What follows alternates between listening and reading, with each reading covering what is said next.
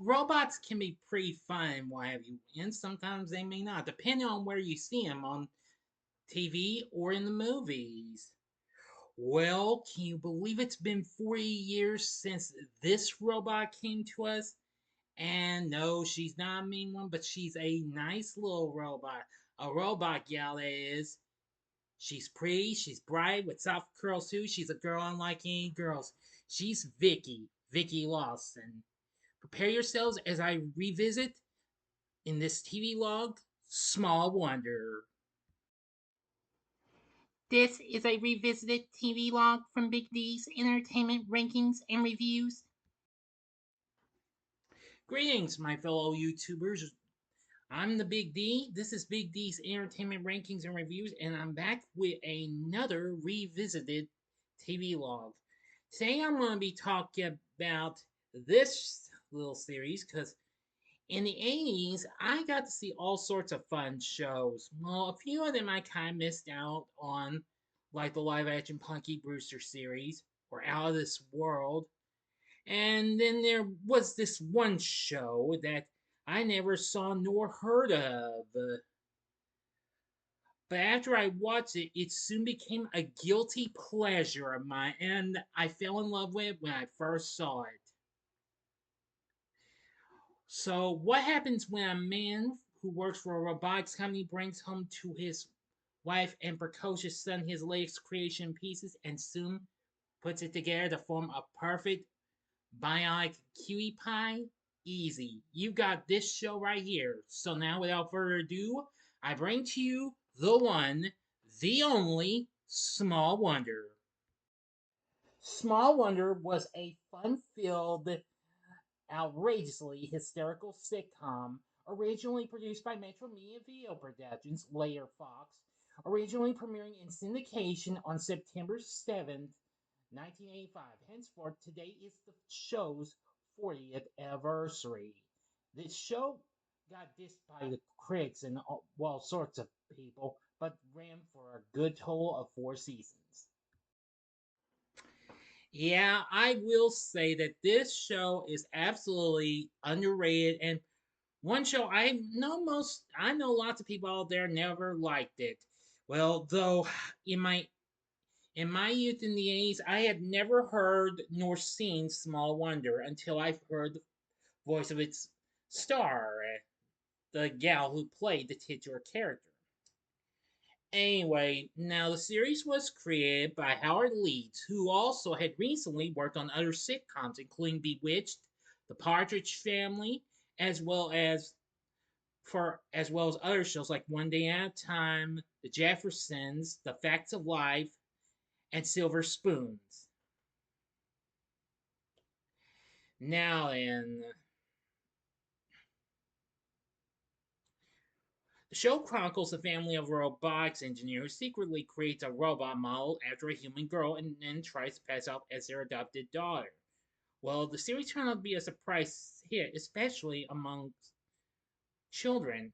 Reruns continued airing internationally, and the show had to be dubbed for different languages owing to its popularity in some countries. Now then, the storylines revolve around your average ordinary American family, the Lawsons. Ted, the patriarch, works for a company called United Robotronics. He's an engineer and inventor. Well, one day he brings home to his wife Joan and their precocious son Jamie his latest creation that's still in pieces. But soon he explains it's not just a doll, it's really an experimental VICI, which if you knew that ALF, which came out the following year, stood for Alien Life Form, VICI stood for Voice Input Child Identicant.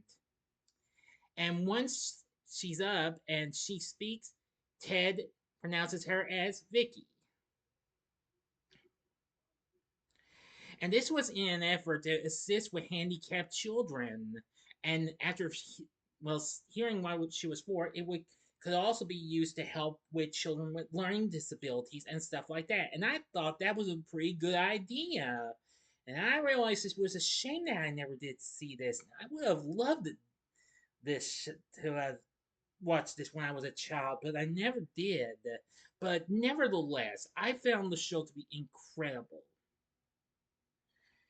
Anyway,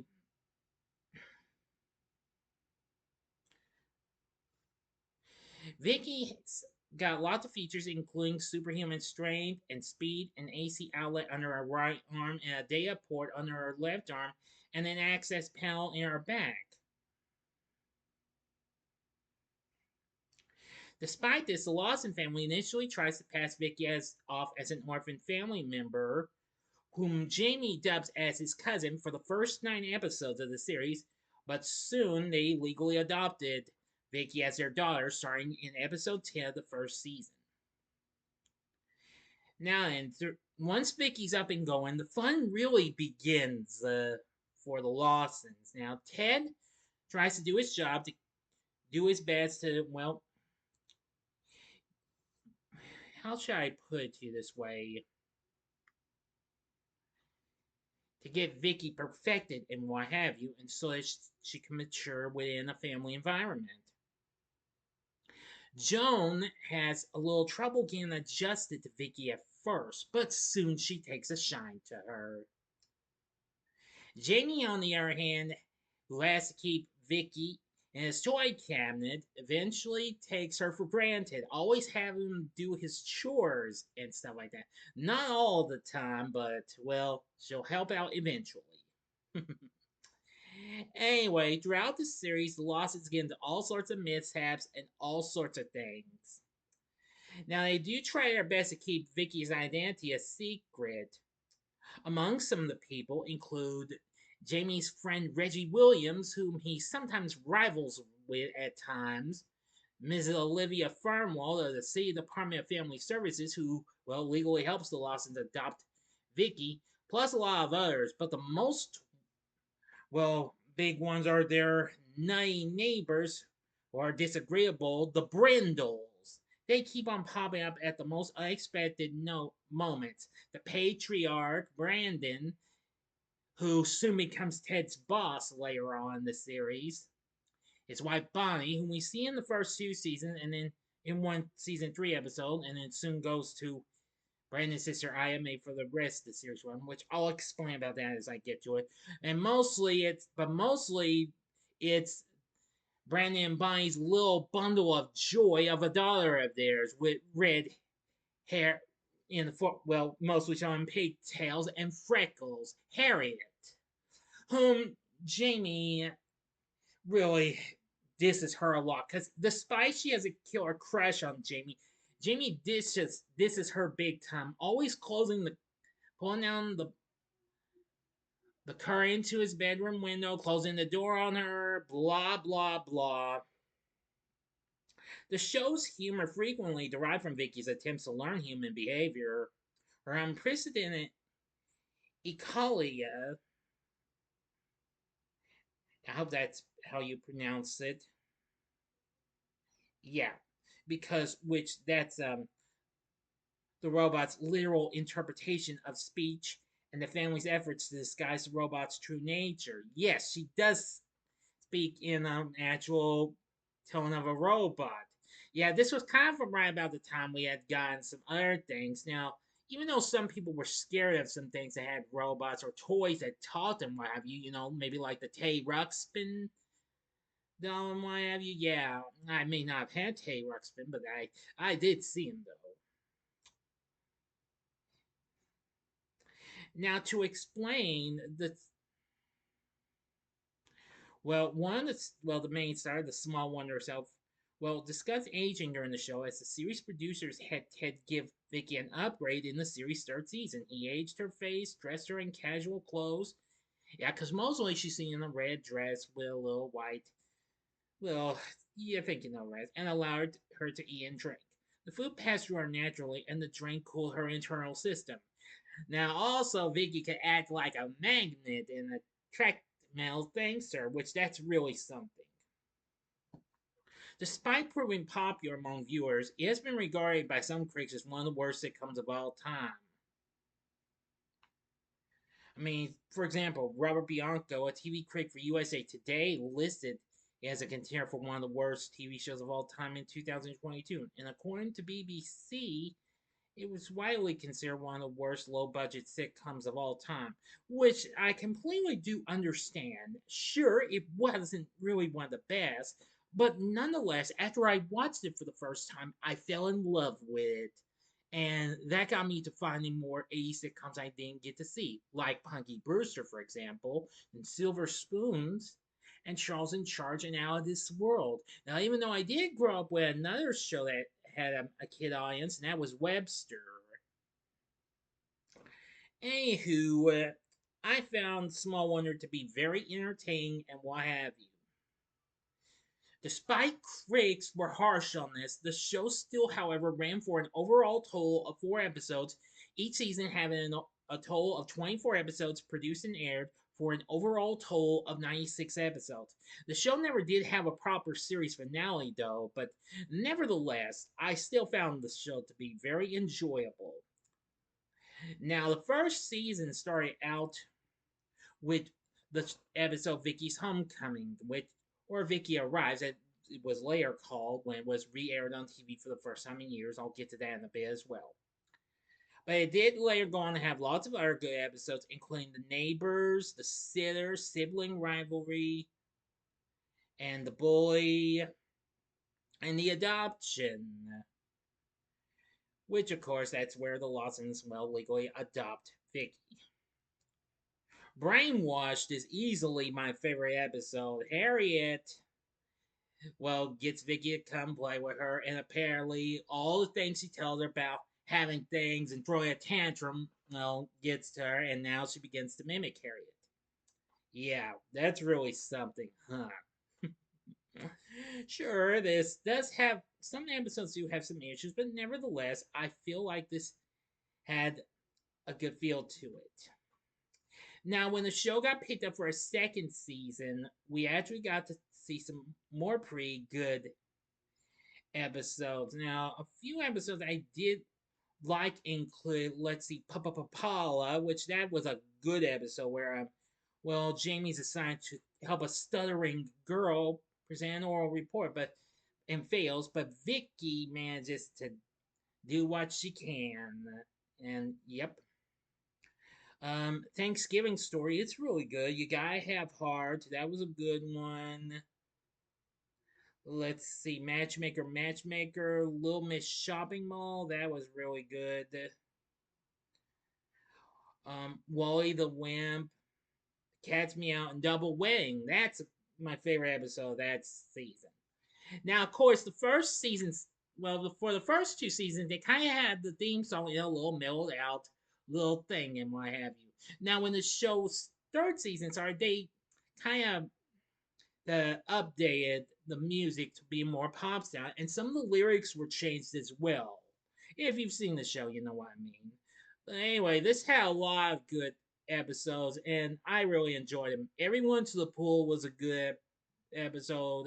Let's see, Read My Lips, that was good. The Lawsonville Horror, The Bad Seed, which is where Vicky gets a twin in the form of Vanessa. Very good episode. The Facts of Life, my favorite. Let's see. Ooga Mooga, which that's kind of factually that was a Christmas episode. For Sale by Robot, that's really funny. Let's see. Safety First and Book It. They were all real good. And then, of course, the fourth season had some pretty good episodes. Most of them were kind of misses with me, but some did manage to keep me alike, like Love at First Bite, and let's see, Tag You're It, which that was pretty funny, and let's see, Minnesota Vicky, See No Evil, Thy Neighbor's Wife, which was the last episode to be aired, and Vicky Doolittle, which that's my favorite episode, where Ted installs a new mod in Vicky called RAM Clash, which is for random access multiple concurrent linguistic analytical sequencer. That's a mouthful, huh, folks? Whew. I like it though. Seriously. Anyway, After the series had come to an end, the show still continued to be rerun. It originally was shown syndicated on most of the Metro Media stations before becoming the Fox network. Anyway, after this, show later did get shown through the mid '90s on the Family Channel, way before Freeform, until about maybe '95 or '96. After that, the show was never seen again until 2015 when the Diginet Antenna TV picked it up, and they started airing it until 2019. But after that, the show's not been seen since. Shout Factory released the first two seasons. The first season was available in stores. Second was manufactured on demand. I do have them both. The third and fourth seasons were not released, but I got well, a friend burned off. Well, a good person I got to talk to is a big Small Wonder fan. Burned off the episodes as they were showing on Antenna TV before they had the Craig Crush. Now then, for our cast, we have playing Ted Lawson is Dick Christie, who most people probably have seen this guy from in several things. He's been in movies, he's been on some TV shows. Mostly you've seen him as Charlie the security guard on CBS's hit soap The Bold and the Beautiful. I gotta say, he's really a good guy, and and a great patriarch. He's probably one of my few favorite 80s TV dads. Now, for Joan Lawson, we have Marla Pennington, who actually did several TV shows before this. I did see her in an episode of The Incredible Hulk, which came out before this. I must say, she's a nice person, and she's definitely a great 80s TV mom. Jerry Supiran plays Jamie, and I gotta say, he's a nice kid. I mean, even though despite well, I really don't want to bring up any subjects because even if I did say something, I just don't want to, you know. But deep down inside, he's a good guy. I mean, even though he kind of gets into predicaments and what have you with Vicki or his family, or even trying to get into involved with some things. Playing Harriet is Emily Shulman, who actually appeared in numerous commercials, and and then of course went on to appear in this, and then later went on to appear in the cult classic Troop Beverly Hills, and also the CBS Christian themed series Christie. Now, finally, we have playing Vicki is Tiffany Brissette, who I think was absolutely very amazing, and I really do love her. She is such an incredible person, and I thought she was just a cute one, a real cute robot. She of course plays Vanessa as well because she did dual roles in both the Bad Seat and the season 4 episode Hooray for Hollywood. Of course, unlike Vicki, she speaks in the standard mono form of a voice. You know what I'm saying? Now, among some of the recurring characters, we have Kelly Bray as Mrs. Fernwald, Paul C. Sky as Reggie, and several others. For the rest of the Brandels, we have the late great William Bogert, whom we sadly lost in January of 2020, just before the pandemic even occurred, who recently starred on The Greatest American Hero and also had recently appeared in an episode of The Facts of Life's first season. And he's done lots of other things. Plays Brandon Brindle. And I gotta say, he's absolutely nuts. Because I said it before, I'll say it again. The Brindles are a bunch of nuts, if you ask me. Anyway, now, E. McClurg plays Bonnie Brindle for the first two seasons, and then appeared in one third season episode was Here Today, Gone Tomorrow. Because McClurg had joined the cast of NBC's The Hogan Family, formerly Valerie, and then Valerie's Family, where she played Mrs. Poole. But however, the character's name would be mentioned in later episodes. So in their place was Brandon's outspoken Noelle sister Ida Mae, played by Alice Ghostly, who appeared on Bewitched and several other sitcoms. There'd be lots of others as well, including several guest appearances, like Danny Wells, who appeared on Silver Spoons, The Jeffersons, and as Luigi in the Super Mario Bros. Super Show.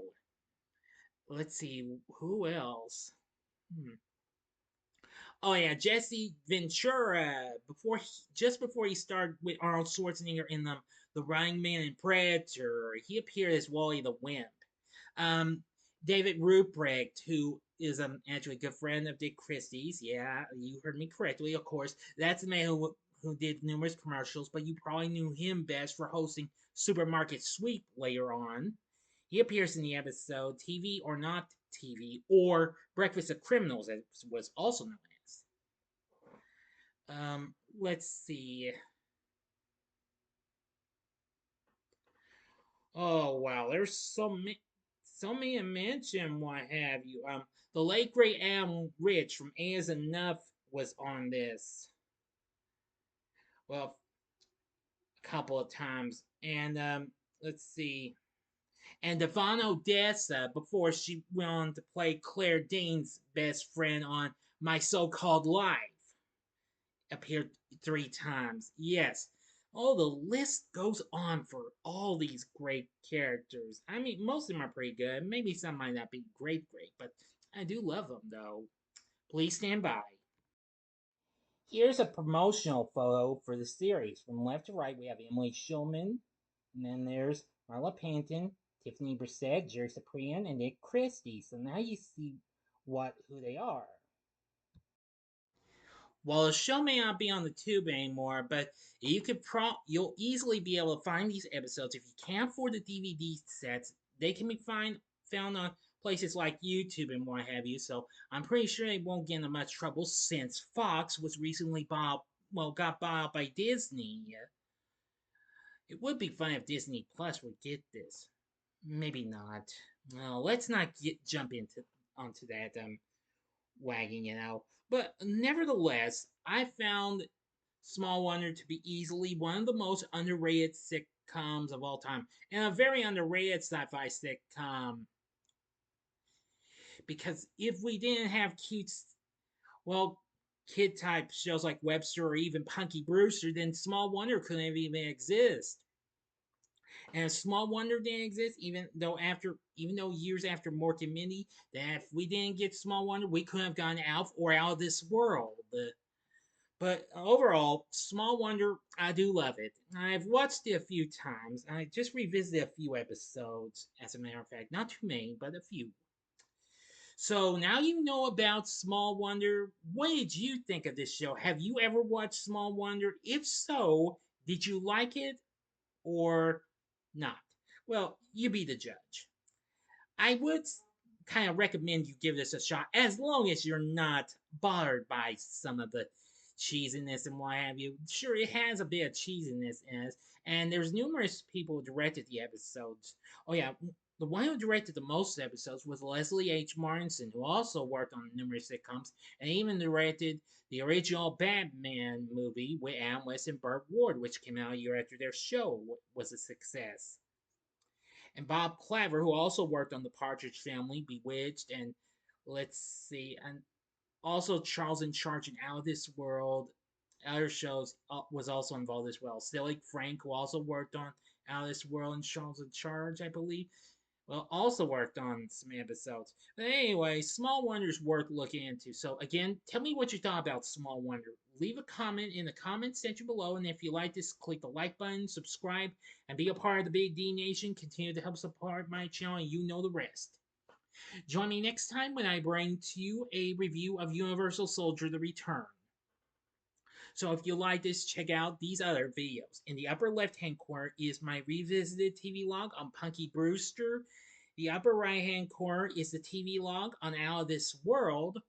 Or if you would like maybe, I don't know. Well, what the hey. Check out my Charles in Charge TV log in the bottom left-hand corner. And the bottom right-hand corner is the button you can click to subscribe if you like rankings and reviews on movies, TV, music, video games, etc.